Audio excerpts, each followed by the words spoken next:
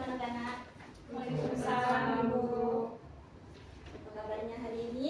Alhamdulillah baik, Bu. Ibu akan mengabsen kehadiran kalian ya. Iya, Bu. Anissa, Hadir, Bu. Kusnita, Hadir, Bu. Sukmawan, Ada Bu. Tria, Hadir, Bu. Didin. Ada Bu. Baik, ada semua ya. Iya, Bu. Baik, siapa ketua kelasnya di sini? Saya Bu. Ya, sebelum kita memulai pembelajaran pada pagi hari ini, Ibu meminta ketua kelas untuk memimpin doa. Baik teman-teman, mari kita berdoa, mulai. Selesai. Terima kasih ketua kelas. Baik, sebelum kita memulai pembelajaran pada pagi hari ini, Ibu akan mengajak kalian untuk menyanyikan lagu kebangsaan, yaitu Satu Nusa Satu Bangsa. Berdiri ya. Satu nusa, satu bangsa, satu bahasa kita. Tanah air pasti jaya untuk selama-lamanya. Indonesia pusaka,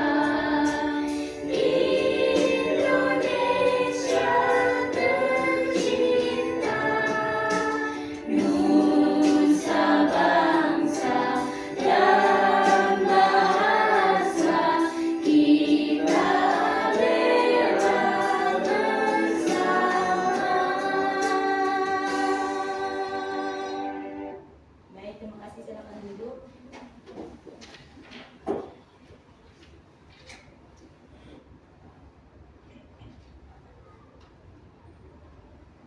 Baik, selanjutnya Ibu akan menyampaikan materi tentang norma dalam kehidupan bermasyarakat.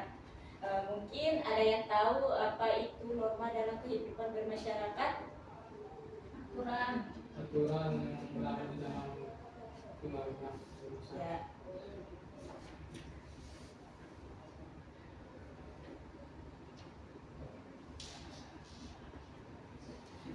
Adapun pengertian norma dalam kehidupan bermasyarakat adalah aturan untuk menata kehidupan manusia di dalam masyarakat. Menurut Kamus Besar Bahasa Indonesia KBBI, norma adalah aturan atau ketentuan yang mengikat warga kelompok dalam masyarakat. Karena bersifat mengikat, maka norma harus dipatuhi oleh semua orang. Di dalam masyarakat tersebut, bagi yang tidak mematuhi norma dapat dikenakan sanksi atau hukuman. Sanksinya dapat bermacam-macam. Bentuknya baik ringan maupun berat, sesuai dengan kesepakatan masyarakat setempat. Selanjutnya, nilai penting norma. Adapun nilai penting norma yaitu dibuat dengan tujuan untuk menciptakan ketertiban dalam kehidupan bermasyarakat menurut ahli ilmu sosial Suerjono Suekanto. Pembuatan norma adalah agar hubungan di dalam suatu masyarakat dapat berjalan seperti yang diharapkan. Ketika suasana keluarga serta masyarakat tertib, maka seluruh orang di keluarga maupun masyarakat akan damai. Terdapat beberapa nilai penting norma yang perlu diperhatikan. Di antaranya, adapun nilai-nilai penting norma adalah yang pertama, menciptakan ketertiban dan keamanan.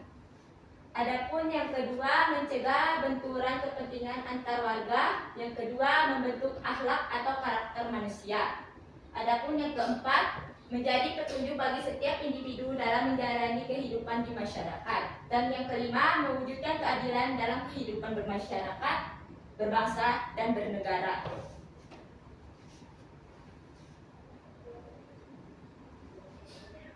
Selanjutnya adapun jenis norma secara umum. Norma dikelompokkan menjadi 4 jenis. Yang pertama, norma agama. Norma agama adalah kaidah atau aturan yang bersumber pada hukum agama atau kitab suci yang berasal dari Tuhan Yang Maha Esa. Adapun yang kedua, norma susila. Norma ini berasal dari hati nurani manusia. Norma kesusilaan mengajarkan kita untuk selalu berbuat kebaikan dengan kata hati. Yang ketiga, norma sosial. Norma sosial ini kesopanan bersumber dari tata krama atau sifat dan kebiasaan masyarakat. Yang keempat, norma hukum. Norma hukum merupakan aturan yang mengatur suatu tingkah laku manusia dalam kehidupan bermasyarakat. Selanjutnya,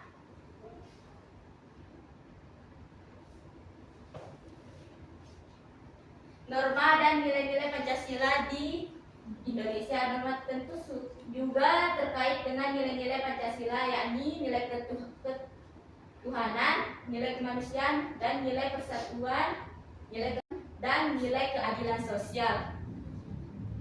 Mungkin hanya itu yang dapat Ibu sampaikan. Apakah ada yang sudah paham atau belum, bisa ditanyakan? Paham Ibu. Baik, karena udah paham, Ibu akan memberikan kalian tugas. Adapun tugasnya ada 2 kelompok.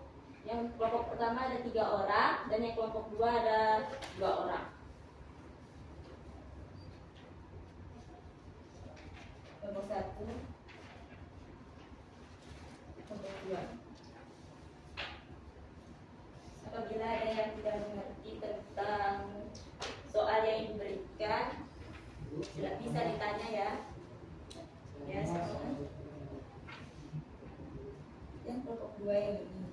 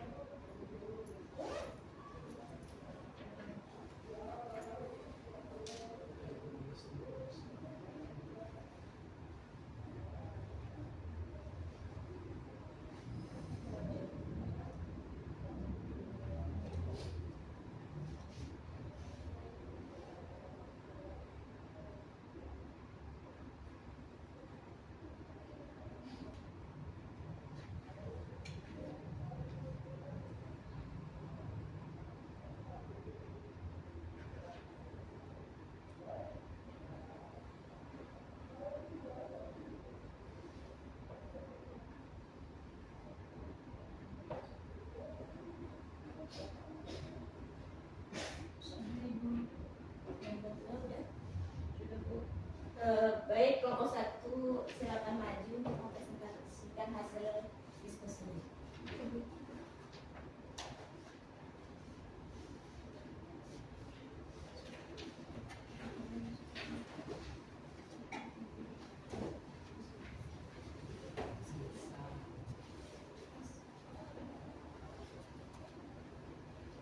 Baik, assalamualaikum warahmatullahi wabarakatuh. Waalaikumsalam warahmatullahi wabarakatuh.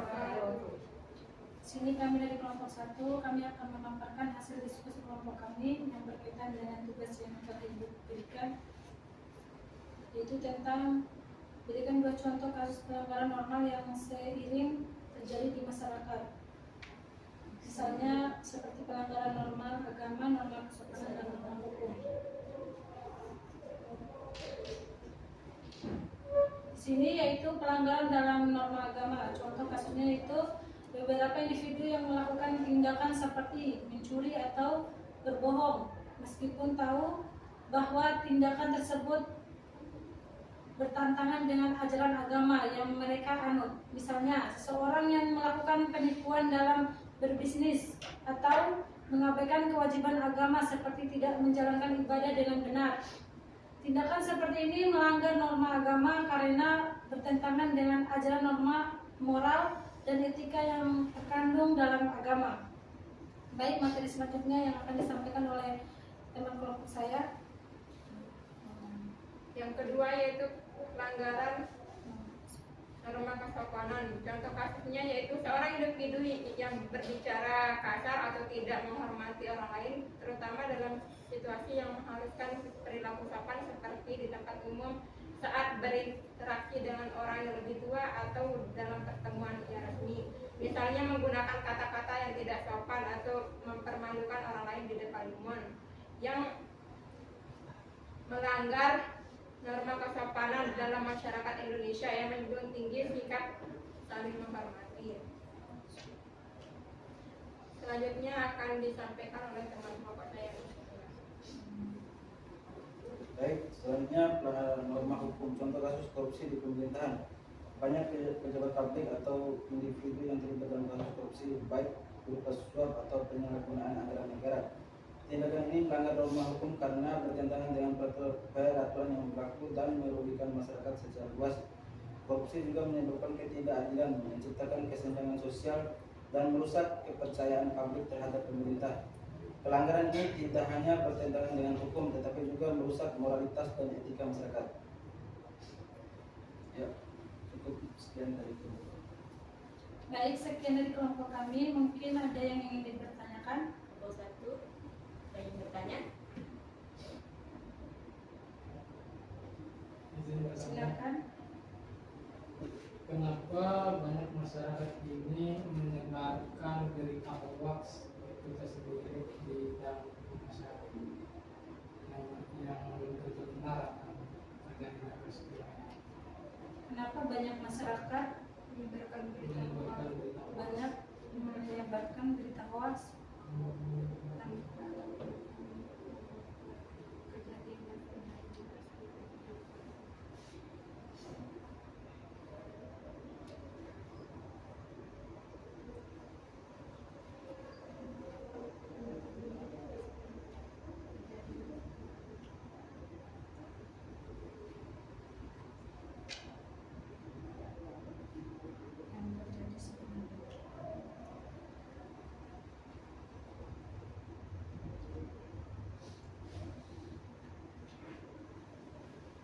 Tidak hanya bertentangan dengan hukum, tetapi juga merusak moralitas dan etika masyarakat. Ya, cukup sekian dari itu. Baik, sekian dari kelompok kami. Mungkin ada yang ingin dipertanyakan? Kelompok 1 ingin bertanya. Izin bertanya, Silakan. kenapa banyak masyarakat ini menyebarkan berita hoax itu tersendiri di dalam masyarakat yang belum tentu benar agar tidak bersesuaian.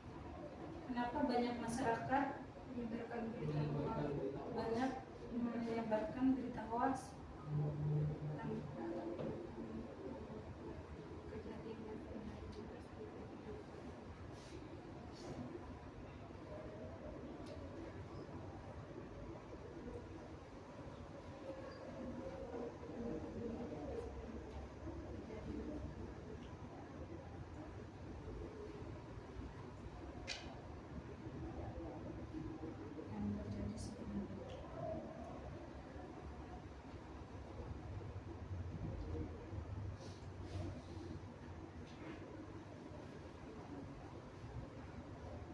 Baik, di sini kami akan coba menjawab. Banyaknya masyarakat yang menyebarkan berita hoax tanpa mengetahui kebenaran peristiwa yang sebenarnya, yaitu mungkin kurangnya literasi informasi. Banyak orang yang belum memiliki kemampuan untuk membedakan antara berita yang benar dan hoax. Mereka seringkali kurang paham cara memverifikasi sumber informasi atau mengecek kebenaran suatu berita, sehingga lebih mudah terpengaruh oleh informasi yang tersebar di media sosial. Mungkin itu saja. Ya, benar Ibu. Baik, terima kasih. Sekian. Wassalamualaikum warahmatullahi wabarakatuh. Wassalamualaikum warahmatullahi wabarakatuh. Silakan Pak Ketua.